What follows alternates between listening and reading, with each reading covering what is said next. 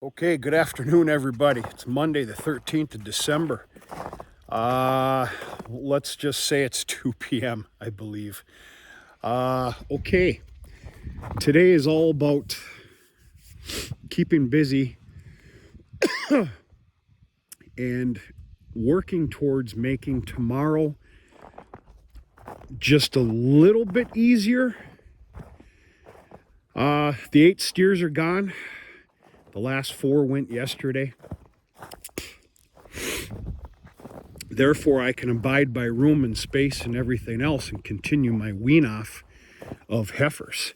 I've already transferred the heifers into the gated area of the heifer lot. I haven't opened the master gate yet. I don't plan on doing that till tomorrow. One thing at a time. Real quick before I carry on and just kind of show you what's going on here. This Cattle Master Series 6, if you watch the channel, you'll know I got this very early in the spring and then put this in just in the nick of time for AI season. Procrastination was something else there. I am extremely satisfied with this squeeze chute headlock system here.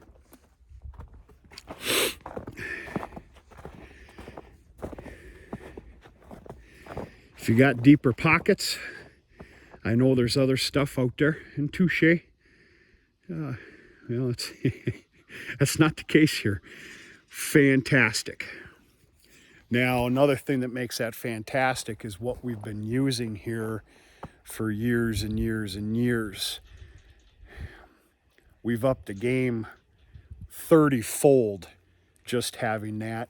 Dad and I have got a very good system down now for vaccinating and wean-offs. And it's a magical, beautiful ordeal.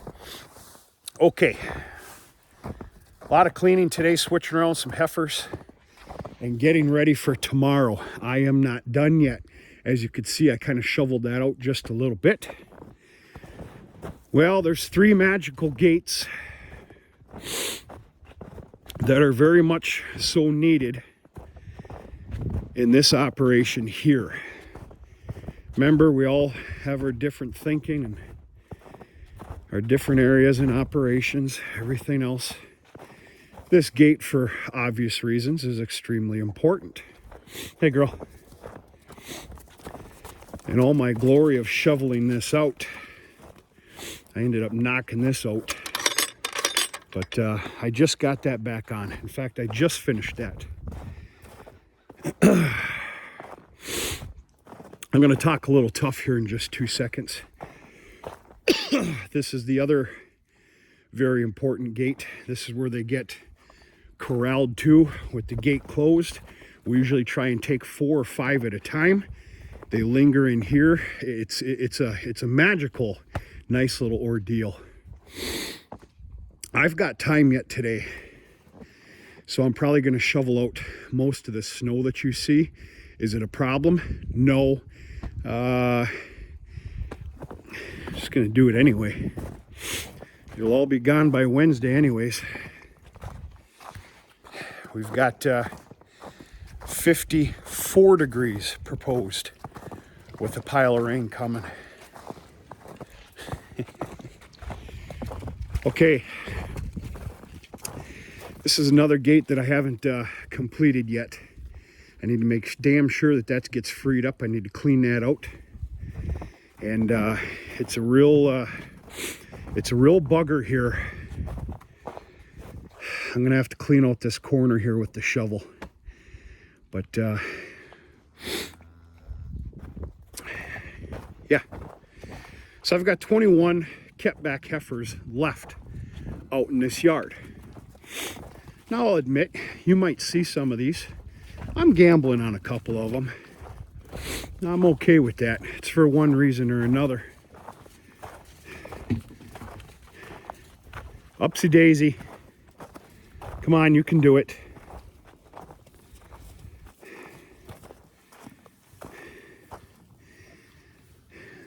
This sort of stuff doesn't usually happen till another 2 or 3 months. What you doing? Getting a little stretch in. So Most of the herd is all over here in the cow yard.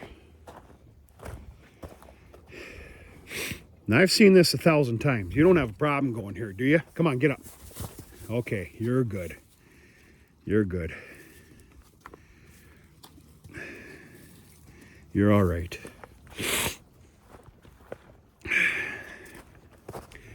All feeding, all feed sources are here in the yard. That's for a couple of reasons. One more important than the other. We're going to take them one at a time, a group at a time, through here with grain until we get 10 or 11 kept back heifer calves. I can't wean the rest of them off tomorrow. I've got 2 more wean-offs to do. One of them's happening tomorrow. And then so that we can, the cows that we capture, because we're not going to get all the weaned off, we're not going to get the heifers all in one shot. We're not going to do it, okay? So that therefore all the cows can be kicked out that gate and shoved out into the lot and just separated, and they can stay there for a while till we're done. The other big reason that all bale rings, all feeding, everything else is being done here in this yard. There's a beautiful black baldy I'm keeping right there. Here's another one. Is that the heifer lot, if you can picture the territory, if you follow the channel, the heifer lot and the cow lot are separated by just strands of electric fence. When all those heifers actually get put in the heifer lot, I do not want these cows anywhere near that separation fence. So they'll be confined here in the cow yard. If I'm making any sense, I don't know.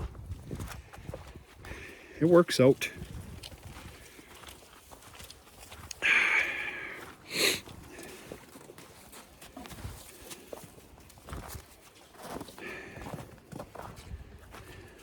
Looking kind of scruffy, ain't you? You beautiful son of a gun, you.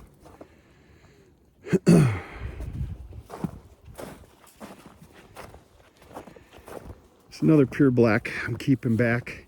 Now I can tell by the numbers, and there's a rhyme and a reason for all of them. I was on the bubble with her. She's a ladder-born heifer. Decided to keep her because of her background.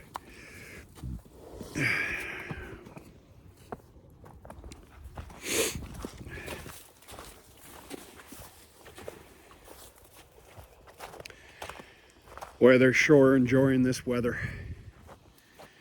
That snowstorm, that was a doozy on everybody, all of us. And we've had some below 0 temps. I kid you not, folks, it's about pushing 40 degrees right now.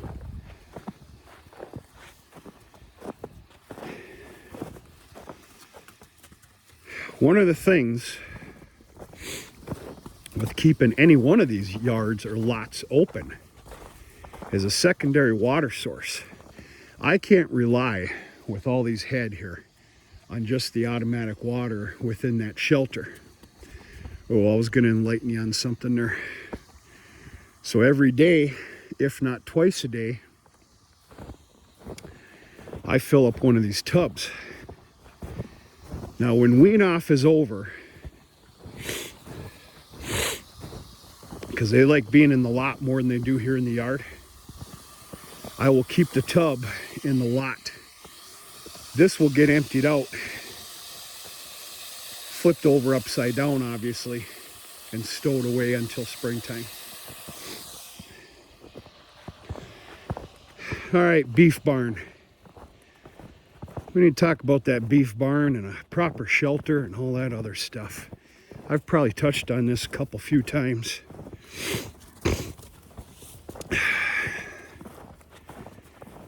There was hefty plans 2 years ago that kind of fell through because I had to pick my poison and I chose a different route financially. Last year, of course, with improper planning, there's supposed to be a 72-foot addition on to this beef barn shelter. Let's call it a shelter.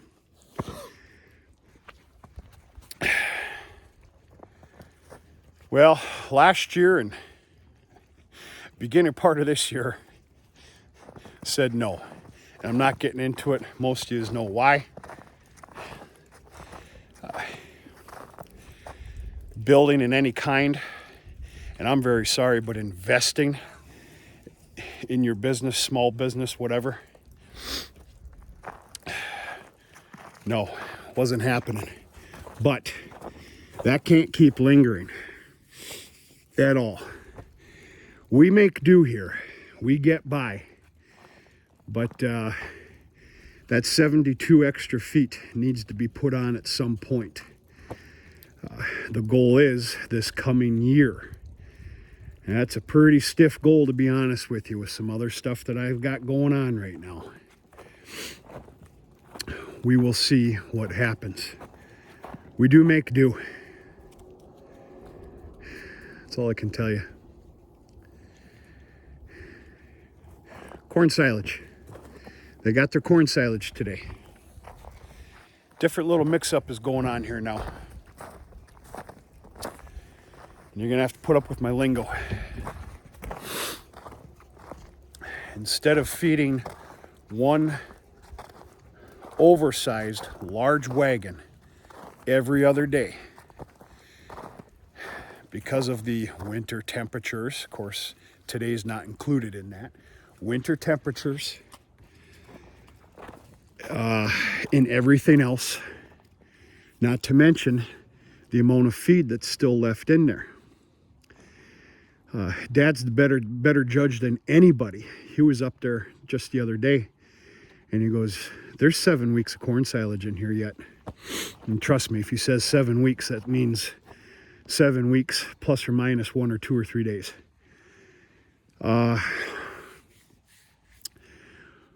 Well, we shut silos down in the frigid temperatures. When you got to start climbing that damn silo once a day, and if not, have to go back up there because of frozen this, that, the other thing, blowers, the chain, and everything else, and problems. That's when we shut it down, because it's just abusing the hell out of what's inside. We've kind of followed that trait as much as we could.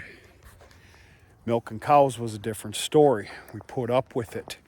We did the extra 50 efforts a day so that the corn silage could be fed inside the barn. This is a different story here. So what I'm trying to say is we've switched it up. I've switched it up to where corn silage is being fed every day now on a very happy medium wagon load. I know how ridiculous and childish that sounds, but you're going to have to trust me. It's going to work out. I'm trying to actually complete and finish the silage within 5 weeks. It's after January 15th. You just don't know what's going to happen. The goal is to complete that silo, to be honest with you. And then just let it sit. Come anywhere from about the 3rd week of March to the 1st week of April, corn silage will be opened up in the 18-footer. And that puppy is about chuck full. There was room for one more load in there. That's chuck full in my book. And of course, naturally, they'll be on corn silage until it's time for paddock grazing. And there will be a healthy amount of silage left that'll get retarped. And then that will be whatever is left over will get fed in the winter of next year. Now, I've done my crop report. I need to do a separate video because I know a lot of you enjoy that. Period. End of damn story. My crop report, harvesting report, remember my lingo, for 2022 is done. In fact, it's written up, signed, sealed, delivered. A lot of my stuff has actually already been purchased. There will be no corn silage for 2022. and we'll talk about the rest later. My lazy butt really needs to kind of clean this up too. It's not a hindrance. It's just it's a pain in the butt. And at the bare minimum, I need to shovel out this little bunk here, which is where the grain gets thrown in. Hey, Big Mama, what you doing? Getting kind of big, aren't you? A little early for that. It's all that corn silage. That's it, folks. Taking a little break, taking you with me, showing you kind of what's going on here. Maybe a video a little bit later. I'll show you those heifers that got transferred over into the other gated area. And what we have to look forward to. We'll go from there. Have a good day. We'll talk to you sooner than later.